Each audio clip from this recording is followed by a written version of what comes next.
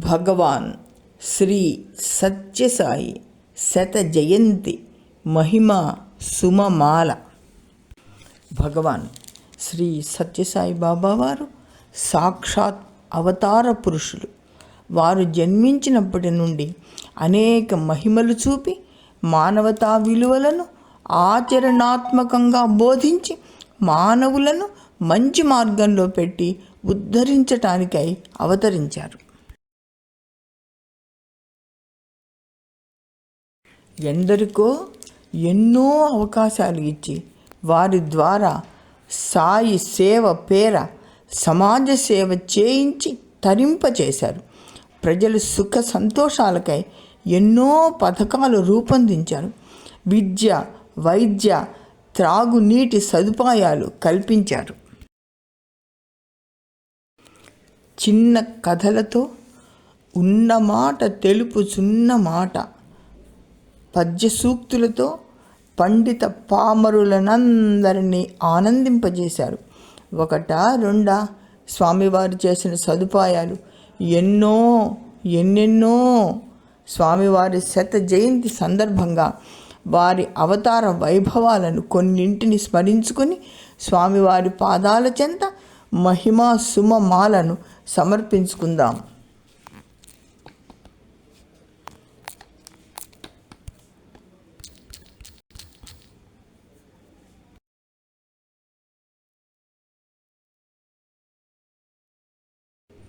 స్వామివారు అవతరించిన సందర్భం, సమయం. నామగిరియమ్మ బావిలో నీరు తోడుతున్న సమయంలో ఒక నీలి గోళం ఆమె గర్భంలో ప్రవేశిస్తుంది.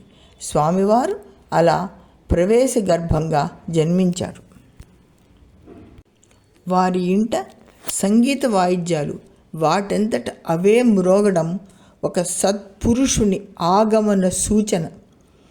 అక్షయనామ సంవత్సరం కార్తీక బహుళ తదియ సోమవారం ఆరుద్ర నక్షత్రం తెల్లవారుజామున బ్రహ్మ ముహూర్తంలో 5:06 భగవంతుని అవతరణ జరిగింది. 8 సంవత్సరాల తర్వాత తిరిగి సత్యాన్ని నిలిపి దైవత్వాన్ని మానవులలో నెలకొల్పటానికి నేను మరలా జన్మిస్తాను అని షిరిడీ బాబా వారు చెప్పిన విధంగా షిరిడీ బాబా 1918లో శరీరం చాలించాక స్వామివారు 1926లో జన్మించారు. అంటే షిరిడీ సాయి 2వ అవతారం అని స్వామివారు చెప్పారు కదా. జన్మించిన బాలునికి స్నానం చేయించి పొత్తిళ్లలో పరుండబెట్టినప్పుడు నాగ సర్పం వచ్చి పడగ పడుతుంది. సత్యనారాయణరాజు అని నామకరణం చేయబడిన బాబావారు పసితనంలోనే ఆకలైన వారికి అన్నం పెట్టడం, చలికి వణికే వారికి వస్త్రాలు ఇవ్వడం జరిగింది. అంటే సేవ ఆ వయసు నుండే ఆదర్శంగా ప్రారంభించారన్నమాట. తాతగారితో ఉన్న రోజులలో అనారోగ్యంతో బాధపడే వారికి మిరియాల చారు కాచి ఇచ్చి ఆరోగ్యవంతులను చేశారు. పుష్పగిరి తిరునాళ్లలో మొట్టమొదటిసారిగా సేవను చేసి సేవ చేసే విధానాన్ని మానవులకు తెలిపారు. బాబా జన్మించిన తర్వాత తల్లి పేరు నామగిరియమ్మ నుండి ఈశ్వరుని తల్లి కనుక ఈశ్వరమ్మగా సత్యం తాతగారు మార్చడం. అన్న శేషమరాజు గారింట ఉండి పాఠశాలలో చదివే రోజుల్లో అన్న ఇంటితో పాటు ఇరుగు పొరుగు ముదుసలులకు కూడా కావడితో నీరు మోసి తెచ్చి తాను తదుపరి చేయనున్నటువంటి సేవను సూచించారు. అన్న శేషంరాజుతో కలిసి హంపి వెళ్ళినప్పుడు విరూపాక్ష దేవాలయంలో గర్భగుడిలో లింగంలో బాబావారు కనిపించి అంతా నేనే అనే మహిమను చూపారు. క్లాసులో సత్యాన్ని ఉపాధ్యాయుడు స్నేహితులను పెద్దగా చెంప దెబ్బలు కొట్టలేదని కోపించి బెంచి ఎక్కించగా ఆయన కుర్చీకి అతుక్కుపోతారు. తర్వాతి పీరియడ్ మహబూబ్ ఖాన్ వచ్చి సత్యాన్ని బెంచి దిగమని చెప్పమని సూచించగా సత్యం దిగాక ఆయన లేస్తారు. ఇది మహిమా ప్రకటన. ఉపాధ్యాయుని ఖరీదైన ఫౌంటైన్ పెన్ను అతని నౌకర్ దొంగిలించి అతని కుమారునికి ఇస్తాడు. సత్యం ఒక ఉత్తరం రాయించి కుమారునికి ఆ జవాబు వచ్చాక నా పెన్ చాలా బాగా రాస్తున్నది అని అతను సమాధానం చెప్తాడు. అలా అతి చాకచక్యంగా దాన్ని తిరిగి తెప్పించి ఉపాధ్యాయునికి ఇప్పించి మహిమని వెల్లడించడం. లలిత కళల ప్రకటన. చెప్పినట్లు చేస్తారా అనే నాటకం రచించి ప్రదర్శించడం. చెప్పడం కాదు, ఆచరణ ముఖ్యం అని సూచన. బుక్కపట్నం స్కూల్లో చదివేప్పుడు ఋషేంద్రమణిగా నృత్యం చేయడం సకల కళా పారంగతులు అని నిరూపణ. దేవతల చిత్రాలకు పూజ చేయించి తోటి పిల్లలతోటి హారతి ఇచ్చి పిల్లలందరికీ పండ్లు మిఠాయిలు తీసి పంచిపెట్టడం. విలువలు ఆచరించి నేర్పడం. ఒక మహిళ విషపు గారెలు పెట్టి సత్యాన్ని మరణించేలాగా చేయాలని భావిస్తుంది. అయితే ఆ తినిన విషపు గారెలను అలాగే వమనం చేసుకుని ఆమెను క్షమించమని అందరినీ కోరతాడు. ఈ విధంగా క్షమాగుణాన్ని స్వామి మానవులకు నేర్పారు.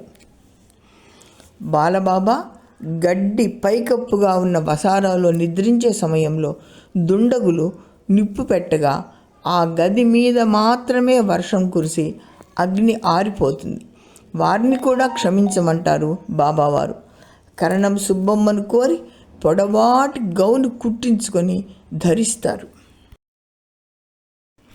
నేను సాయిని తెలియుము నిక్కముగను, మమత వాయుము యత్నముల్ మానుకొనుము, పాస మీకు నాతోటి సంబంధమింక కాదు నన్బట్ట ఎటువంటి ఘనునికైనా అని తాను సాయిబాబాను అని 1940 అక్టోబర్ 20న మల్లెపూలు చల్లగా సాయిబాబా అనే పేరు తెలుగులో ఏర్పడుతుంది. అవతార ప్రకటన చేశారన్నమాట. ఆంజనేయులు గారి తోటలో కూర్చొని ఉన్నప్పుడు ఫోటోగ్రాఫర్ వచ్చి ఫోటో దిగా ముందున్న రాయి షిరిడి బాబాగా ఫోటోలో కనిపిస్తుంది. అవతార ప్రకటన తర్వాత స్వామివారు గురువు యొక్క గొప్పదనాన్ని తెలుపుతూ మానస భజరే గురు చరణం అనే పాట పాడి అందరి చేత పలికించారు. పుట్టపర్తిలో చిత్రావతి పక్కనున్న కొండ మీద ఉన్న చింత చెట్టు నుండి స్నేహితులందరికీ వారు కోరిన పదార్థాలన్నీ కోసి ఇవ్వడం జరిగింది. అదే కల్పవృక్షమైంది. తొలిసారిగా 1946లో అక్టోబర్ నెలలో దసరా ఉత్సవాన్ని స్వామివారు ప్రారంభించారు. ప్రశాంతి నిలయంలో స్వామివారికి భజన తర్వాత హారతి ఇవ్వను మొదటిసారిగా పూజారిగా శేషగిరిరావు గారిని నియమించడం జరిగింది. పాత మందిరంలో శ్రీ లక్ష్మీ వెంకటేశ్వర కళ్యాణం స్వామివారు మొట్టమొదటిగా జరిపారు. మహానగర సంకీర్తన మద్రాసులో 1969లో స్వామివారి దీవెనలతో జూన్ 20వ తారీఖున మొదలైంది. వేద పురుష సప్తాహ జ్ఞాన యజ్ఞం 1962 శుద్ధ తదియ సోమవారం నాడు స్వామి ప్రారంభించడం జరిగింది. భక్తులకు భగవానుడు అనుగ్రహించిన పూజా ప్రసూనాలు. బ్రహ్మశ్రీ గండికోట సుబ్రహ్మణ్య శాస్త్రి గారు సాయి గాయత్రి మంత్రాన్ని స్వామివారికి సమర్పించుకున్నారు. ధూపాటి తిరుమలాచార్యులు గారు సత్యసాయి సుప్రభాతాన్ని సమర్పించారు. వేద పాఠశాల విద్యార్థులచే సత్యసాయి సుప్రభాతం శివరాత్రి నాడు తొలిసారిగా స్వామి పాడించారు. స్వామి విమలానందగిరి స్వామిచే సత్యసాయి అష్టోత్తర శతనామావళిని రాయించారు స్వామివారు. స్వామివారు తాము సర్వదేవతాతీత స్వరూపులు అని ఇలా ప్రకటించారు. తల్లి ఈశ్వరమ్మకు వెంకటగిరి రాజావారికి రాజభవనంలో కోదండరామునిగా స్వామి దర్శనమిచ్చారు. కారుణ్యానంద స్వామి వారికి ఆయన ఇష్టదైవమైన కృష్ణ రూప దర్శనం ప్రసాదించారు. అమృతానంద స్వామికి స్వర్ణ గణపతి దర్శనం ఇచ్చారు. బుక్కపట్నం యాదాళం కుటుంబంలోని వెంకమ్మ నాగమ్మలకు గౌరీ రూప దర్శనం ప్రసాదించారు. అక్క పార్వతమ్మకు మంగళ గౌరిగా దర్శనమిచ్చారు. ఆరోగ్య శాఖ అధికారికి శివుని రూపంలో దర్శనమిచ్చారు.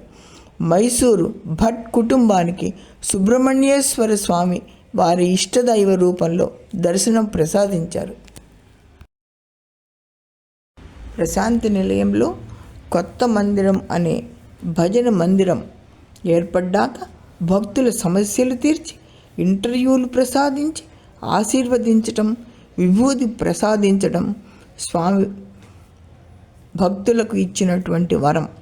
1958 ఫిబ్రవరి 16న మహాశివరాత్రి సందర్భంలో కస్తూరి గారు సంపాదకులుగా సనాతన సారథి అనే ఆధ్యాత్మిక మాస పత్రికను వెలువరించారు స్వామి. 1949 ఫిబ్రవరి 3వ తేదీన సత్యసాయిబాబా గిండిలో షిరిడీ సాయిబాబా వారి విగ్రహాన్ని మొట్టమొదటిసారిగా ప్రతిష్ఠింపజేశారు. కుప్పం కుటుంబీకులు సత్యసాయిబాబా వారిని స్వామి అని తొలిసారిగా పిలవడం జరిగింది. సాయి కుటుంబీకులు అనే పదంతో బాబావారు కుప్పం భక్తులను సంబోధించారు. స్వామివారు జనులకు ప్రసాదించిన విద్యా ప్రసాదాలు. అనంతపురంలో శ్రీ సత్యసాయి మహిళా కళాశాల ప్రారంభం, బృందావనంలో శ్రీ సత్యసాయి పురుషుల కళాశాల ప్రారంభం, Sri Sathya Sai institute of higher learning స్థాపన, పుట్టపర్తిలో ఈశ్వరమ్మ ఉన్నత పాఠశాల ప్రారంభం, ప్రశాంతి నిలయంలో సత్యసాయి ప్రైమరీ స్కూల్ ప్రారంభం, ప్రశాంతి నిలయంలో వేద పాఠశాల ప్రారంభం, ఉదక మండలంలో సత్యసాయి విద్యా విహార సంస్థాపన, వైద్య మందిర ప్రసాదాలు, పుట్టపర్తిలో జనరల్ హాస్పిటల్ ప్రారంభం, పుట్టపర్తిలో సూపర్ స్పెషాలిటీ ఆసుపత్రి ప్రారంభం, బెంగళూరులో సూపర్ స్పెషాలిటీ ఆసుపత్రి ప్రారంభం, బొంబాయిలో ధర్మక్షేత్ర సత్యదీప్ ప్రారంభం, హైదరాబాదులో శివాన్ని ప్రారంభించటం, మద్రాసులో సుందరం భవనం ప్రారంభం, బృందావనంలో సాయి రమేష్ హాల్ ప్రారంభం. స్వామి ప్రసాదించిన భవనాలు, ఆలయాలు. హిల్ వ్యూ స్టేడియంలో శాంతి వేదిక ప్రారంభం, ప్రశాంతి నిలయంలో నక్షత్రశాల 1985లో ప్రారంభం, గోపురం 75లో నిర్మాణం, గోకులం 75లో ప్రారంభం, ప్రశాంతి నిలయంలో గణేష మందిర నిర్మాణం, కొండ మీద 65 అడుగుల ఎత్తుల హనుమాన్ విగ్రహ ప్రతిష్ఠ, ప్రశాంతి నిలయంలో దైవ మందిరాలు. శ్రీ సుబ్రహ్మణ్య స్వామి మందిరం ప్రారంభం, గాయత్రీమాత మందిరం ప్రారంభం, సీతారామ కళ్యాణ హనుమాన్ విగ్రహముల ఆవిష్కరణ, వరలక్ష్మీమాత ఆలయం ప్రారంభం. స్వామి భక్తులకు ప్రసాదించిన మరికొన్ని వరాలు. ప్రశాంతి నిలయం రైల్వే స్టేషన్ ప్రారంభం, రేడియో సాయి ప్రారంభం, ప్రశాంతి నిలయంలో సాయి కుల్వంత్ హాల్ నిర్మాణం, కింగ్డమ్ ఆఫ్ సత్యసాయి మరియు కింగ్డమ్ ఆఫ్ మదర్ సాయి ఏర్పాటు, వటవృక్షం ధ్యాన వృక్షాన్ని 1959 జూన్ 29న స్వామివారు నాటారు. ఆవిష్కరణలు. కస్తూరి గారు ఆంగ్లంలో రాసిన సత్యం శివం సుందరం మొట్టమొదటి భాగాన్ని 1960 ఫిబ్రవరి 27న స్వామివారు ఆవిష్కరింపజేశారు. ప్రశాంతి నిలయంలో క్యాంటీన్ను 1960లో ప్రారంభించారు. తెలుగు సత్యం శివం సుందరం మొదటి భాగం ధూపాటి తిరుమలాచార్యులు గారు ఇంగ్లీష్ నుండి తెలుగుకు 1961 మార్చి 25న అనువదించి ఆవిష్కరించారు. సనాతన సారథి ద్వారా స్వామివారు 16 సత్యసాయి వాహినుల ప్రసాదం భక్త కోటికి ప్రదానం చేశారు. స్వామి ప్రసాదించిన అందమైన అపురూప భవనాలు. సంగీత కళాశాల, యూనివర్సిటీ బిల్డింగ్, చైతన్య జ్యోతి, ఇండోర్ స్టేడియం. వరాల మీద స్వామి ప్రేమ వరాలు. 2008లో భగవాన్ బాబావారు లోకా సమస్త సుఖినో భవంతు అనే పదాన్ని సమస్త లోకా సుఖినో భవంతుగా మార్చడం, సత్యసాయి బాల విహార్ పేరుతో ప్రారంభం కావడం, సత్యసాయి బాల విహార్ పేరును బాల వికాస్గా 71లో మార్చడం, బాల వికాస్ టీచర్ అనే పదాన్ని 1978లో గురువుగా మార్చడం, ప్రశాంతి నిలయంలో పోస్ట్ ఆఫీస్ 1959 అక్టోబర్ 8న ప్రారంభం.